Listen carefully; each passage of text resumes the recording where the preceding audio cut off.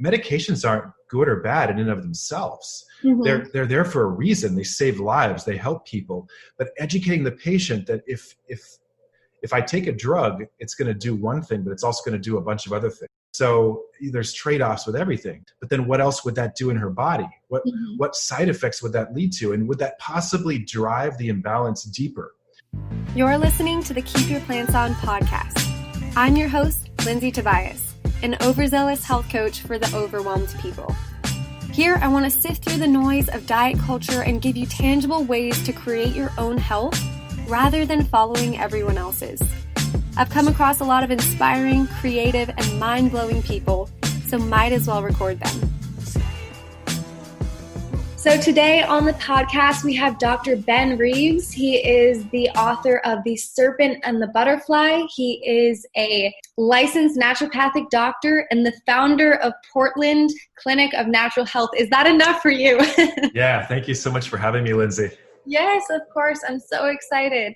So, Dr. Ben, I think that anytime I'm listening to a podcast, I want to know who I'm speaking to. I want to know who I'm hearing from. So, tell me a little bit about you.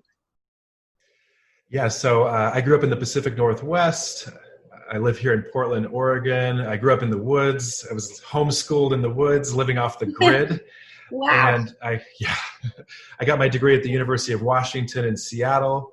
And then I became a naturopathic doctor in Portland, Oregon at the National University of Natural Medicine. I'm a licensed naturopathic physician. And my passion has always been health and wellness. It's always been sustainability and creating community. And everything I've done in my life has been along those lines. And so when I found naturopathic medicine, I just fell in love. Wow, I love that. So you were off the grid. Can you talk a little bit about that? Yeah, so my parents decided to build a house in the woods, and it was I was around 7 years old, and we just drilled a well, and my dad built the house. And so while we were building the house, we lived in tents. We basically camped for a couple of years while we built the house. And I lived that way for a long time, for about 13 years. And so for me as a kid, that was just normal. It was like, okay, we pump all our water by hand. We don't have electricity, so we have to turn a generator on to watch a movie. Wow. And so nature is really a big part of my life. Wow, I bet. So you wrote a book called The Serpent and the Butterfly, but actually in just what you just said, I can guess what your next book should be on. Growing up off the grid. That is insane. So how did you, from growing up off the grid, having to pump energy in order to watch a movie, how did you shift into health and naturopathic medicine? So I pursued a lot of different avenues. I had several careers, from being a checker at Whole Foods when I was 19 to being a head cook and baker at a really famous retreat center in Big Sur, California called the Essel Institute. So I became a cook, a baker, and then I studied with all of these healers and doctors and thinkers, really famous writers. And then I kind of got into the corporate world, and I was doing corporate sustainability. And then in my late 20s, I found natural medicine. I found functional medicine, alternative medicine, and naturopathic medicine. And it really resonated with me because it was an opportunity to work with the body's ability to heal itself and also be grounded in science and be a licensed doctor. Like I've got a DEA license, so I can prescribe any drug. I'm recognized as primary care. So I'm a real doctor, and yet I specialize in natural medicine. And so I didn't even know that really existed. And it kind of brought together all of my interests from all the way back being a little kid in the woods. And now here I am as a doctor. Yeah. Wow. That is quite the story. So taking a step back, I think when you and I say like you're a naturopathic doctor, I understand what that means. And I love that field so much. I actually was looking into it for myself a little bit ago, but what is naturopathic medicine to someone who has no idea the difference between a doctor, functional medicine doctor, a naturopathic doctor? Yeah, so functional medicine actually came from naturopathic medicine. The founder of functional medicine, Jeffrey Bland, was one of our teachers at our university Hmm. back in the 1980s. And so he was very inspired, and he took everything he learned and created functional medicine.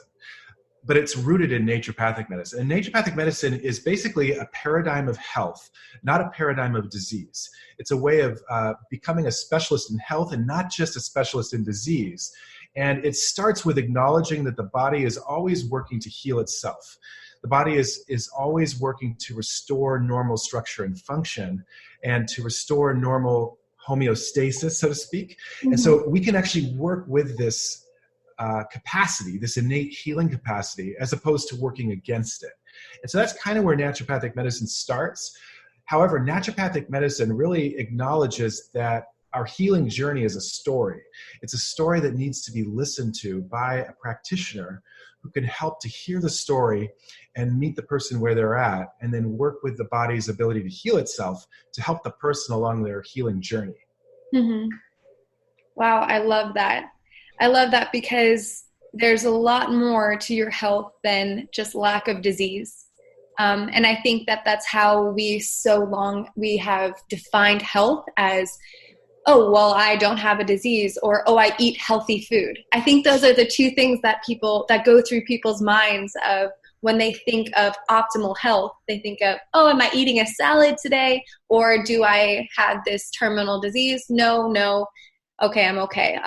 But I love that there's so much more to that. And you talk a lot about your view on holistic health in your new and your brilliant book, The Serpent and the Butterfly. So talk to me a little bit about this book. Yeah, so my dream was to write a little book, just a tiny book that I could read in an hour or two, that literally distilled what we learn in naturopathic med school, or what we're supposed to learn, and so that I could actually understand what a naturopathic doctor is doing. And it basically breaks down the laws of healing in the body, the laws of nature that have always been the same. They've always been there for thousands of years. They've been called by a lot of different names. And now there's so much evidence-based science, thousands of studies really giving evidence to these laws of healing, these laws of nature. And so I studied for years, and I discovered there were 7. I couldn't break it down any further. I couldn't add any more. I realized there's 7 laws of healing. And so that's kind of the subtitle of the book, The 7 Laws of Healing. And I first and foremost wrote this book for myself. I was kind of selfish in that I wish this book existed. It would have changed my life if I had read it when I was 20 or 21. And it would have just helped me so much. It would have inspired me, and it's very practical. It's not just a philosophy book, or it's a myths to live by book. It's actually a real practical book explaining these laws, giving the science, and then giving some tips on how to implement these laws so that we can begin moving in a direction of health as opposed to a direction of disease. Yeah, absolutely. This is going to sound like a segue, but it's not. Have you read anything by Elizabeth Gilbert? No, I don't think so. That's why this is going to sound like a segue, because it seems like I'm not going on the same direction that I am. She wrote Eat, Pray, Love. City of Girls. She came out with a new book based on creativity, and it's called The Art of Creative Living. It's called Big Magic. And this book, she talks about really exactly what you were just saying. And it was one of the things that moved me about 2 years ago to pursue some of the things that I'm working on now a lot more intentionally. She said, when you are creating something and you have something inside of you, the best route that can come from is just the desire that this existed in the world.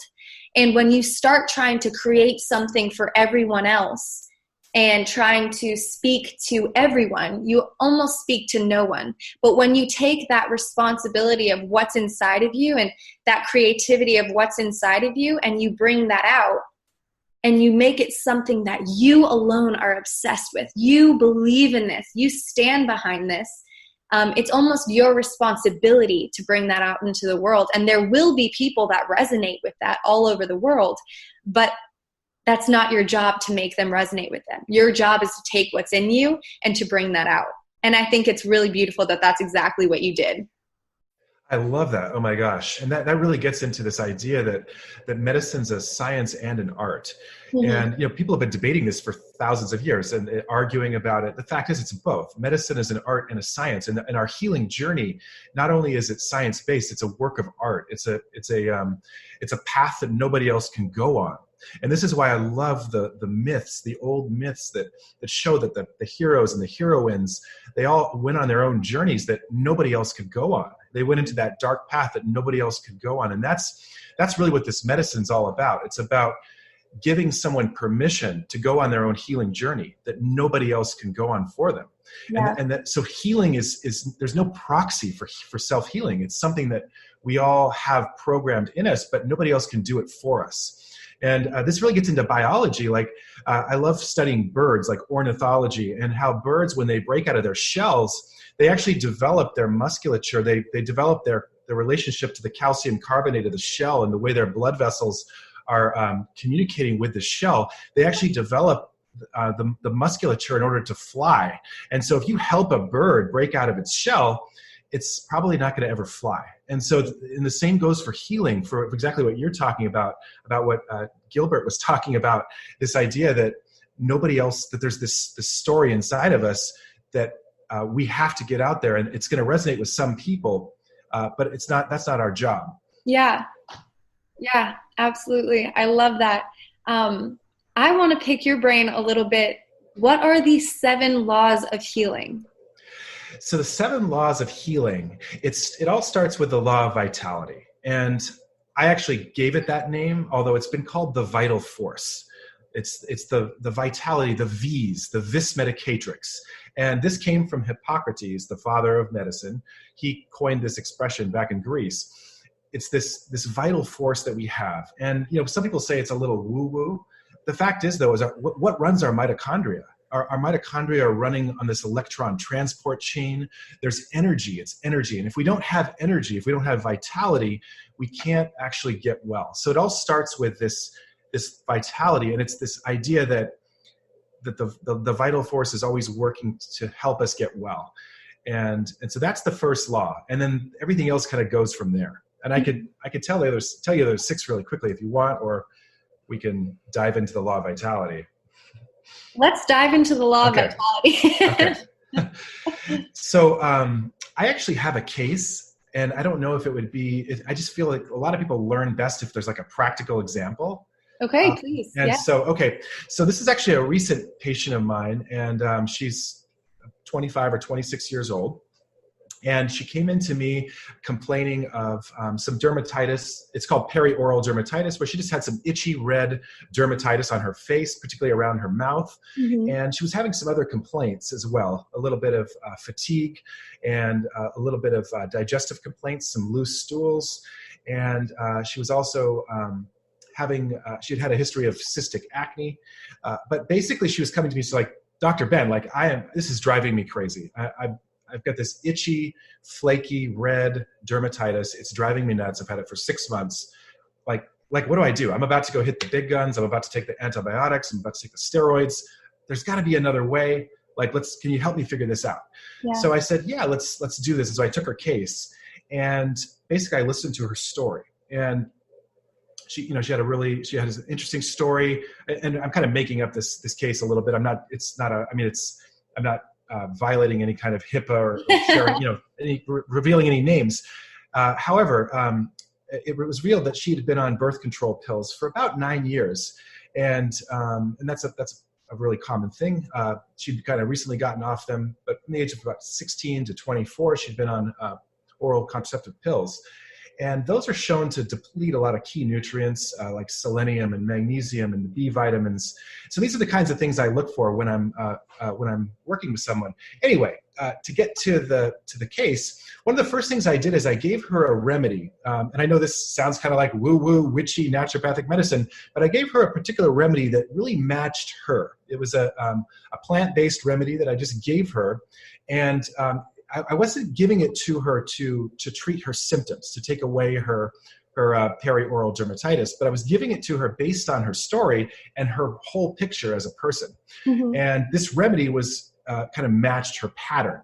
So I gave it to her, and it was mainly to kind of enhance her vitality, basically to give her a little bit of energy if it was a good remedy. Now, if it wasn't going to be a good remedy, it wasn't going to really do anything. Now, I gave her a remedy that I had learned in school. There's hundreds, dozens, or decades behind this remedy. It wasn't something you can go look up on PubMed and find a randomized controlled trial on this particular remedy. Mm-hmm.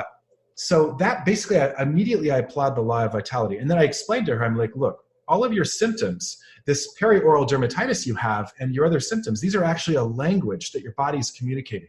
It's a language that the body is saying, hey, this is what's going on. This is the way that I'm compensating for the things that have happened in my life. And we want to listen to those. We don't want to just turn them off. And I don't want to just put you on a protocol and say, here's my anti-perioral dermatitis protocol. Let's go.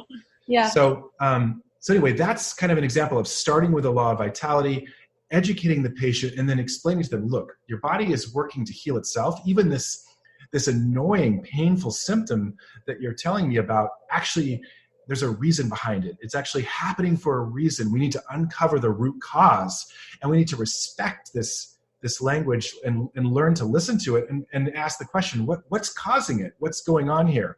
And how is it happening in the context of the entire story, the entire pattern of the person? So that's an example of me right away using this first law when I'm working with a patient. Yeah. I like the word response. I think so often we hear treating the symptoms, but if you get to the root of what that truly means, the essence is you're trying to silence a response. You're trying to silence a signal. You're trying to, if I was in need and I was drowning, this is going to be potentially the worst example ever used. If I was drowning over here, instead of letting myself yell, I just covered my mouth. That's essentially what we're doing. We're looking at what's going on around her mouth and saying, that's what's going on. When in essence, that's the response of what's going on. And I think it's so brilliant that there are physicians like you out there that are searching to find what's going on in your body, not just what is this small, very close-up view of your health. What does that say? There's more to the story, and the story itself is so full. There's a million experiences that you and I have shared throughout our life that have formed our health. And to not look at any of them is kind of crazy. So I'm really excited about what you're doing. What ended up happening with this patient? Yeah, so the second law is the law of disease. And this comes from the founder of Naturopathic Medicine. He didn't call it that, but he basically said, his name was Dr. Lindlar, and he wrote a book called Nature Cure. And Nature Cure is probably the most important book written in the history of naturopathic medicine. It came out about 100 years ago. But what he said was that all disease is caused by three things. He said it's caused by deficiency, toxicity, or weak vitality. And he said even disease is even in some ways equivalent with those things. So moving into that, I immediately, with my patient, I said, okay, so where is she toxic? If there's any toxicity, where is it building up in her blood? Where is it building up in her body? What exposures has she had over her life to toxins? I mean, we live in a world of toxicity now. We know that. We're exposed to thousands of man-made chemicals every minute. The second thing was, where is she deficient? And I wanted to identify, so are there areas in her body or in her history where she's been deficient and not gotten what her body needs to get well? And then also, where is her vitality weak? And this kind of gets back to that law of vitality, but how can we help to raise her energy up so that her body can do the work? Mm-hmm. And so kind of bringing up that idea of the oral contraceptive pills, it's well established in science that they deplete key nutrients in the body. I mean, you can look up, I've even got like a study right here, oral contraceptive pills and changes in nutritional requirements. This is on PubMed. It's a review article. Yeah, right here. And it shows that that over time, oral contraceptive pills deplete magnesium, zinc, selenium, B vitamins, vitamin E, vitamin C. Mm. And so based on this, we know that correlation does not equal causation. Like, we can correlate things, but we know that doesn't necessarily mean that's what caused it. However, I can predict based on science that if somebody is depleting their selenium, well, I know that selenium is required for a healthy thyroid. We learn in Basic Nutrition 101 that selenium is a cofactor in the creation of thyroid hormone. And so if a patient doesn't have proper selenium, they're going to end up with thyroid disease. Well, I ran blood work on this patient, and sure enough, she had Hashimoto's thyroiditis. She had autoimmune thyroiditis going on. So I diagnosed her with that and put together a treatment plan for that. But it was based on my training, and it was based on using this law of disease. Which has been, or I'm calling it the law of disease, but this idea that imbalances are caused by three things: weak vitality, toxicity, or deficiency. So if we can help the body get what it needs, if we can remove toxicity, and then if we can help the body to get more vital, more energized, functional medicine docs would talk about mitochondria here. I mean, we can bump the mitochondrial energy, get that mitochondrial energy flowing, then the person can start to heal themselves. Mm-hmm. And so that's applying the law of disease. Okay. Would you say that naturopathic medicine is rooted in giving back responsibility to the body to heal rather than trying to give responsibility to medication to heal? Absolutely. Yes. And it's all about educating the patient, the doctor as teacher. Or docere is the word we use. It's Latin for doctor as teacher. It's all about educating the patient. The thing is medications aren't good or bad in and of themselves. Mm-hmm. They're there for a reason. They save lives. They help people. But educating the patient that if I take a drug, it's going to do one thing, but it's also going to do a bunch of other things. Mm-hmm. And so there's trade-offs with everything. And it's much better. I could have given the patient a cream, a steroid cream for perioral dermatitis, and that would have suppressed inflammation and driven away her perioral dermatitis for a while. But then what else would that do in her body? What side effects would that lead to? And would that possibly drive the imbalance deeper into the body? We see this a lot where we do one thing and it drives everything deeper. And then we end up with a second disease. So I know we probably don't have time to get into that, but it's No, I love it. I love it. So far we have number 1, the law of vitality. Number 2, disease. Number 3, talk to me about what's number 3. So number 3 is the law of cure. And basically it comes from another doctor who discovered that all healing works in 4 main ways in the body. And this is more something for us to observe. It's not, don't go try this at home. It's not something to just do on ourselves. It's something to work with a trained practitioner. But there's basically 4 ways that healing occurs. It occurs from the inside out, from the top down, from the most important to the least important organs, and then in the reverse occurrence in which the symptoms originally occurred. And so this is not a hard and fast rule. It's not something that we can predict that's going to happen every time. But basically, healing is going to move from the most important things in the body to the least important. So, for example, a brain infection or a heart infection is going to heal quicker and first before a skin infection generally heals, because the heart and the brain are more important than the skin. And so basically we can kind of look at this in our patients. We can look for the laws of cure. And so, for example, in my patient's case, her having some perioral dermatitis around her mouth could be a symptom of something deeper in her body. Also, it isn't a serious infection. It's not a serious issue.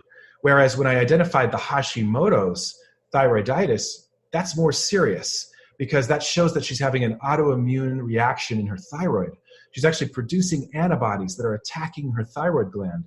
And I know, Lindsay, that you're really into hormones and really an expert in hormones and gut health.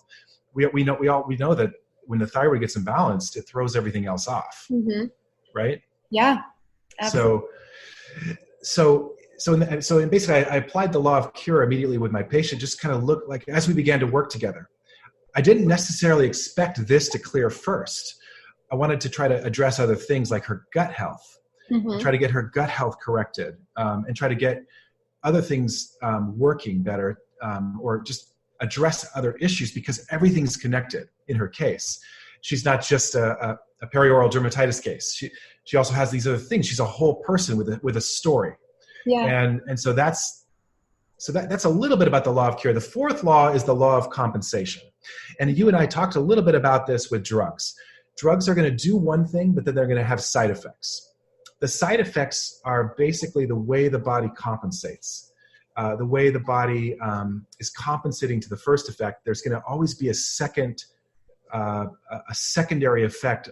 And so, like in the case of the oral contraceptive pills, so this patient was on a really well-known OCP called orthotricycline. And orthotricycline basically interferes with ovulation. That's why you take that's why somebody takes an OCP.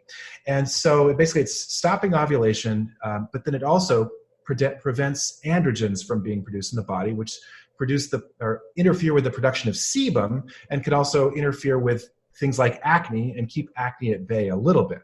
So that's why OCPs are used not only off-label for acne, but then they're obviously used for birth control.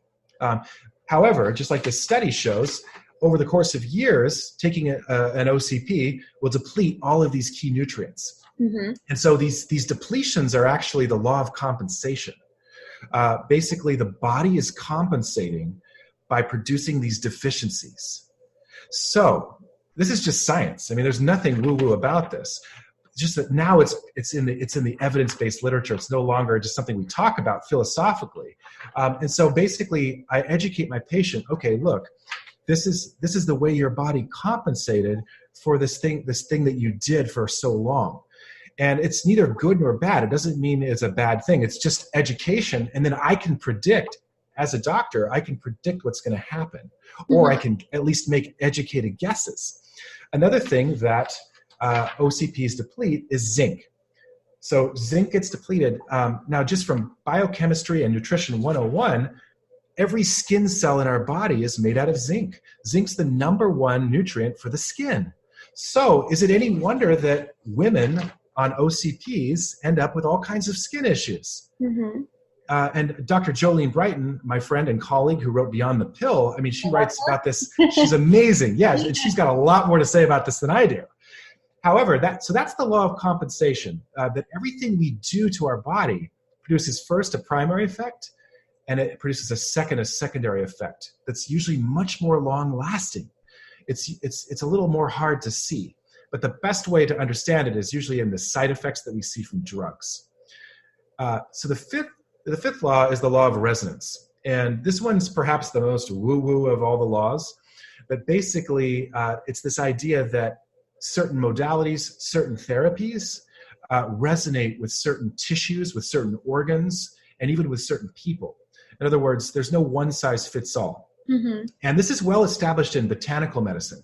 We know that there are certain herbs that work really well on certain organs. And that would be basically the law of resonance. Although we can read research and we can see all of these mechanisms of action, all of these things that are happening. So for example, like when we study turmeric works really well on the liver. It's anti-inflammatory.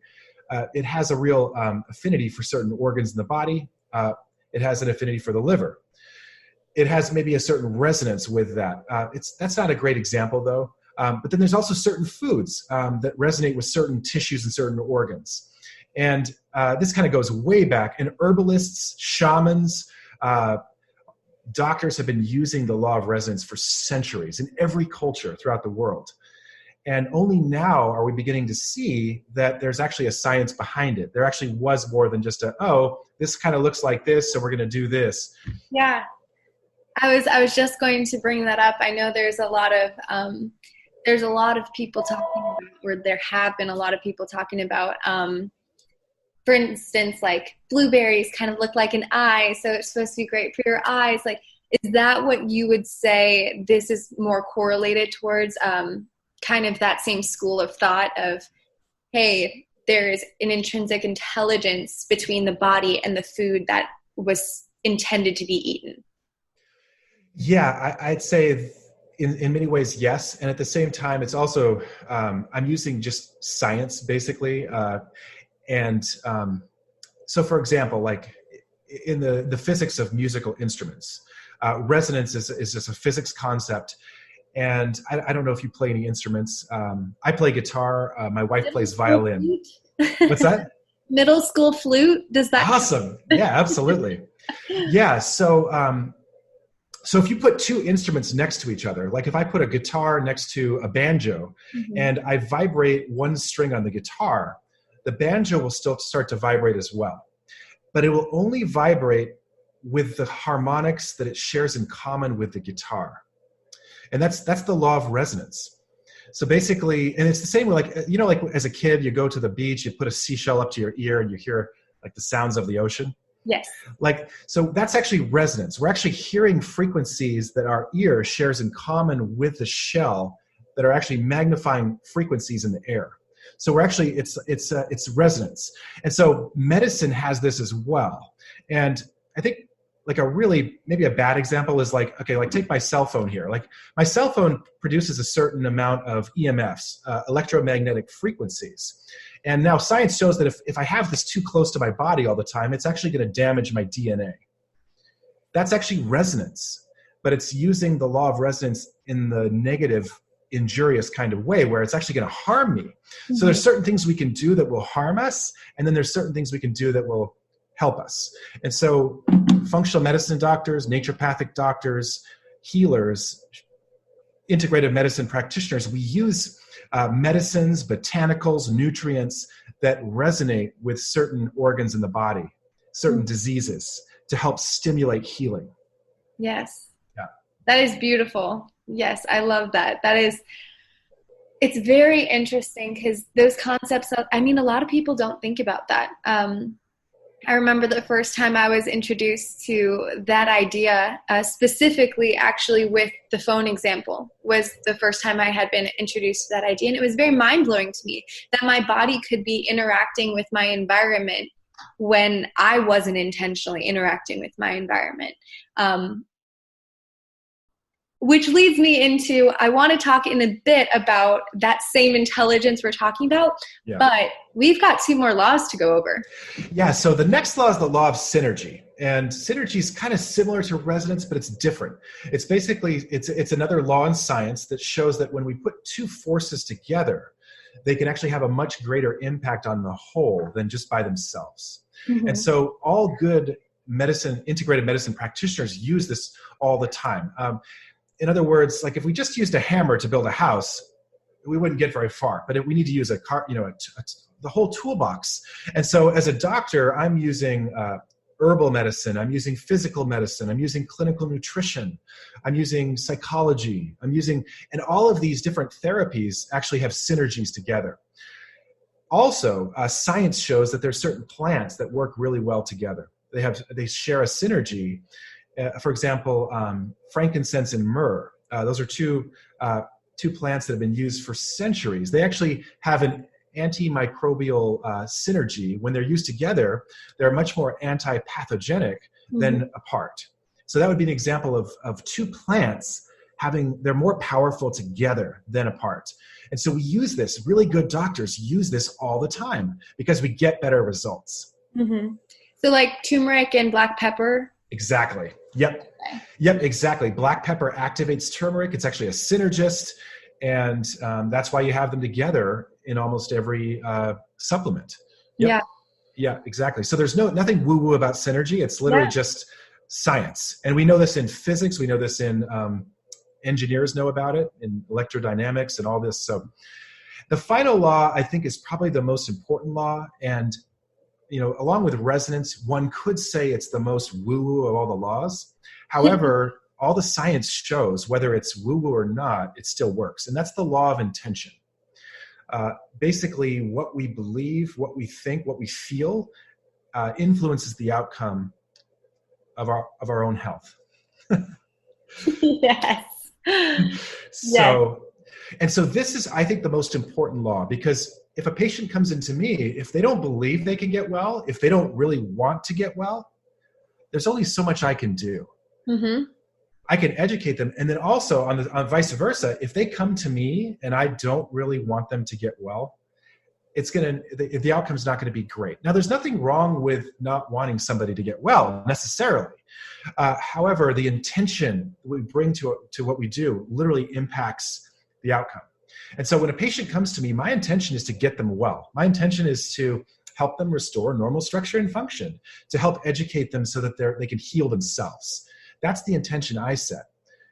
Some doctors don't do that. Some doctors are more like, how can I get you onto my plan for life so that you can be my patient for life so that I can cha-ching, cha-ching. And there's nothing wrong with that. It's just, we have to know why we do what we do. And so it's all about the why. Why do we do what we do? And the science shows it directly impacts outcomes.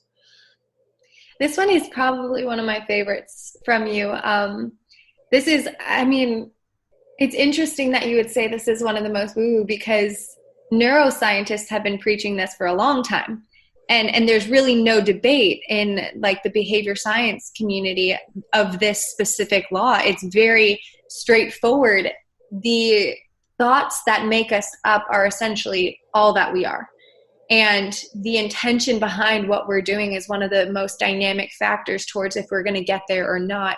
And this is why I've had mothers bring their daughter in to work with me, and their daughter's just sitting back and they're like, I don't know if I really want to be here. And in my head, I'm like, then I don't want you here.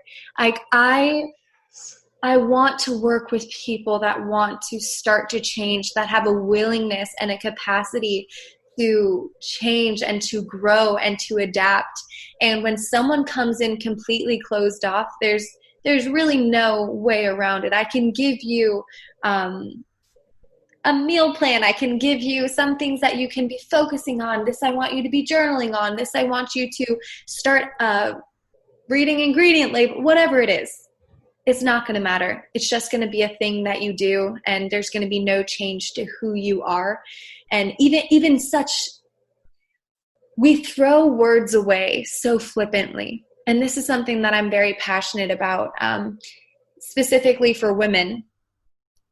In a circle of women, if you were around a circle of women for 2 weeks or 2 days, let's go with 2 days, I guarantee you there would be 10 or 12 jokes from each woman about how insecure they are with their body, how insecure they are with this, or, oh, I'm bad at this, I'm poor at this, or this self-deprecating talk. And it's in the form of jokes. And it's really funny because I can very easily see who is truly struggling by the way that they flippantly speak, the way that they openly put themselves down, and they're literally stunting their growth.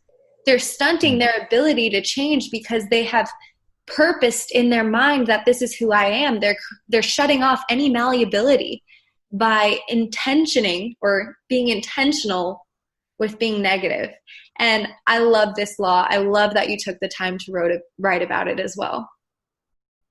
Thanks so much, Lindsay. Yeah, I mean, that's kind of where it all begins. It actually doesn't begin with the law of vitality. It begins with the intention to get well. Mm-hmm. And the desire to get well. Not everybody wants to get well, and that's sad, but it's true. Not everybody really wants to. Some people love to be sick or to have their crutches, or because sometimes being sick is serving a purpose. And so my job is not to demonize or pathologize anyone or anything. I mean, I've got my own healing journey that I'm on, and as a doctor, though, it's to help them get well if they're ready. Mm-hmm. Yeah, and you see that as well with in my field a little bit more, or maybe you see this all the time as well. But there's a lot of self-sabotaging behaviors that happen when someone really wants to make a change. There's this incongruence within them that they're not fully aligned, and there's these self-sabotaging behaviors that keep manifesting themselves, and we wonder why. But it's because there's not that full intention. There's other noise going on. And when we're not aware of our internal dialogue, we're really not aware of our life. We're not aware of who we are, of what we're thinking about, and what is truly contributing to who we are. It's so true. And that's why this whole thing really involves body, mind, spirit. And the human being is so much more than a lab value. And I think that it's like, I don't treat lab values. I treat people. Mm-hmm. And, if somebody's got low iron, I'm going to treat the low iron, but I'm also going to treat the person with the low iron, and I'll get much better results than if I'm just like, oh yeah, you got low iron. Here's my low iron protocol for you. Go. It's just, it's not good. It still is going to help them, but there's so much more to them. And that's why they come to me. And so health and wellness has so much more to do than with just lab values. Yeah, absolutely. So we talked a little bit about how the body has an intelligence to it. Yeah. How do we listen to that? For someone who feels very out of tune with their own body, or very like this conversation may feel very overwhelming to them, where would you start with someone? Yeah, I think it starts with seeking out somebody who can help them, whether it's a holistic health coach like yourself, or a naturopathic doctor like me, or a good functional medicine doctor, or it could even be an acupuncturist or a massage therapist or a good friend, Mm-hmm. or a mentor. Someone who actually honors their body and honors the language of these symptoms, somebody who can reflect back. It's really hard, I think, to do by ourselves. And so I think it starts with seeking out help from somebody who's been certified or trained in this. Mm-hmm. And then it begins with just taking that first step on the journey, and having a little bit of a curiosity, being like, oh yeah, this tension headache I'm having, why is it happening? Like, is it that food I ate? Is it something troubling me emotionally? And kind of beginning to ask these questions, and maybe journaling, and respecting how we feel, and even the painful symptoms that we have, kind of questioning, like, I wonder, gosh, that really hurts. Like, why am I having this? And also not beating ourselves up, because we all experience this. Even the most healthy people get really, really sick. Mm-hmm. And so it's not about, oh my God, what did I do to deserve this? It's more kind of becoming curious and having the strength to step on that journey. It's not easy. Yeah, absolutely. So with that curiosity, and that can cause someone, I like how you also put in a friend or a mentor, because sometimes our physical response is a social need, or our physical response could be that support needed. There was a week, I think it was 2 weeks ago, 3 of my clients, I got on the phone with them. I said, hey, how was your week? And they started off saying, great. Just like everyone says, we feel like we have this obligation to just say great, because for the most part, the person asking isn't usually signing up for a whole answer. But we just get in this same mindset of, oh, I'm good. And by the 10 minutes into the call, all 3 of them were in tears. And I realized at the end of that week, I spoke with 3 women this week that started off by saying great. And if I had passed them on the street or just caught up for coffee, we might have left it at that. And that would be such a shame. And because of that, I had some family come into town, and I was speaking to one of my family members and just went on a walk with him. And I was asking him, like, hey, how are you doing? How are you really doing? And he finally started talking. He talked for about an hour and a half, and he said, I don't think I've talked this long in forever. I don't talk about myself this much. And sometimes it really, I'm not saying that this is going to heal chronic issues or anything like that, so please don't misunderstand me. But these acute needs for human interaction, this talking to someone, being there for someone, and being able to listen without giving constant response all the time is really powerful.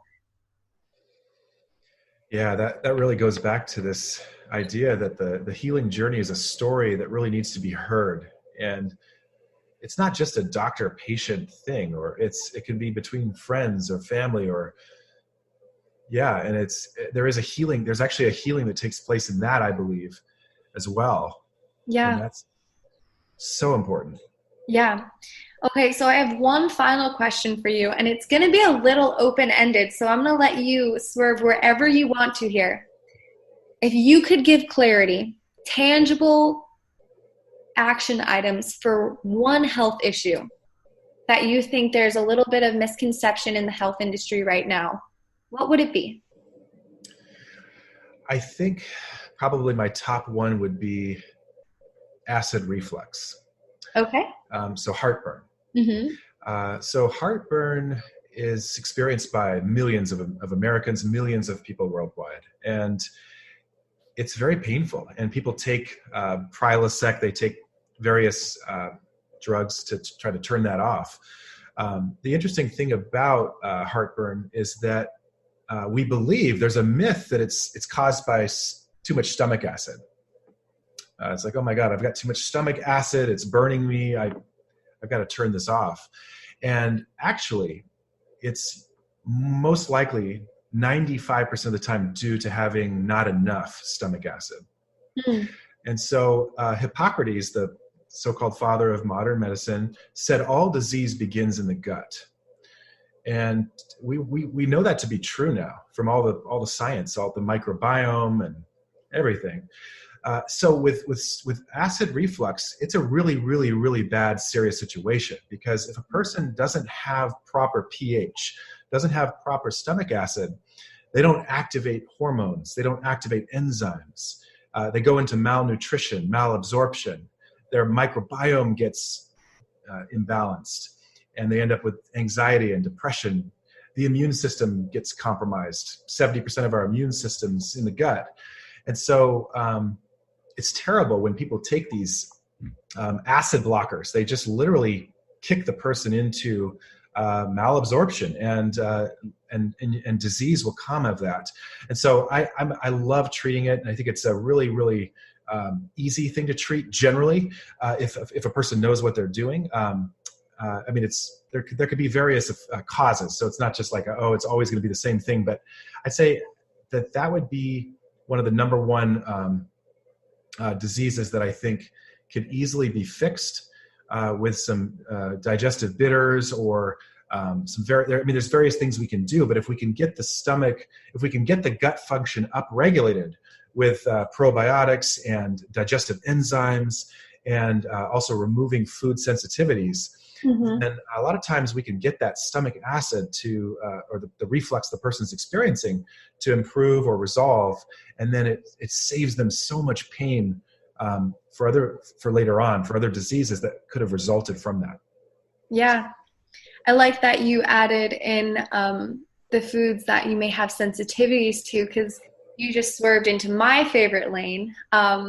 I've worked with people with food sensitivities for the past years, and I love being able to speak about food sensitivities and foods that cause inflammation. There was a commercial actually for Prilosec the other day, and this man was about to go to a carnival, and it showed him like dreaming of himself with a chili cheese dog, and he's like, oh, it's gonna hurt me.